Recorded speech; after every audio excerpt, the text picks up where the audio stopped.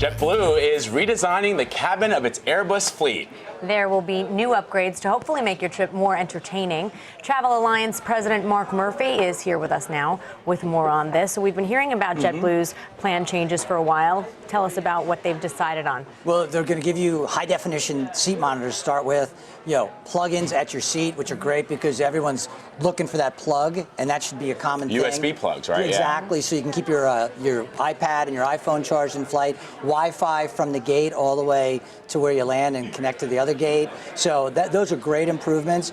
And, in the airline business, they're making billions and billions of dollars in profit. So what we want them to do is up the game because they're charging a lot of money for all these additional fees, and so they're raising the game. That's going to force the competitive set to start raising the game because what you're starting to see is, like, I do a lot of Philly, Fort Lauderdale. JetBlue started flying. What happened to fares? They dropped. So now there's more competition, there's more choices. So the guy who's loyal to American out of US Air, formerly US Air out of Philadelphia, may shift over and start flying JetBlue now because of some of these upgrades. And that's what JetBlue's counting on. But how much more money will they be expecting to charge us? And when are they expecting to implement these changes? Vlad, here's the great news. Fares are down going into 2016, so they're trending down. They were trending down a little bit in 2015. That's going to continue.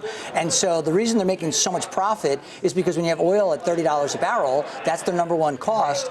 That's helping dramatically. So they can make these investments, they can get these improvements. And keep in mind, even though you're getting a little more competition, over 80% of domestic air travel is controlled by 4 major carriers. Right. So they still have an oligopoly, and in many cases they can set a price and everyone that competes with them is going to match that price, and you can't really do anything about it as a traveler. But because of demand, they've started adding more seats. Because that supply has gone up, to fill those seats, they have to be a little more aggressive. What they've done in the past is they've gotten very aggressive in adding seats. They then can't fill them, they have to discount, they start losing money.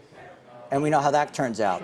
So we're in a good spot right now with the airline industry. Speaking of adding seats, there are going to be more seats on these Airbuses that they're refurbishing.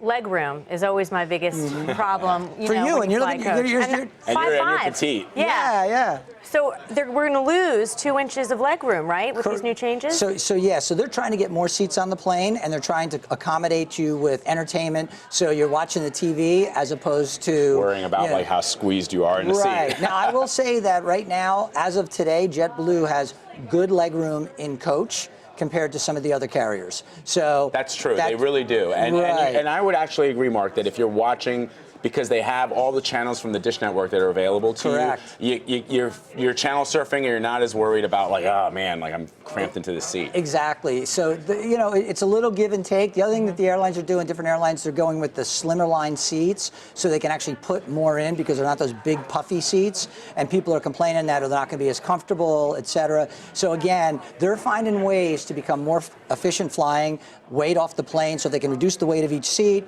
They can save a lot on fuel, and it adds up to tens of millions of dollars in savings, which turns into profits right to their bottom line. Right, and like you said, there's still more leg room on JetBlue, even when you're losing 2 inches and there aren't any other airlines. We'd have to do a comparison airline by airline, but right now they, in my opinion, have the most room in coach on a traditional economy ticket, not the extra plus seating, et cetera.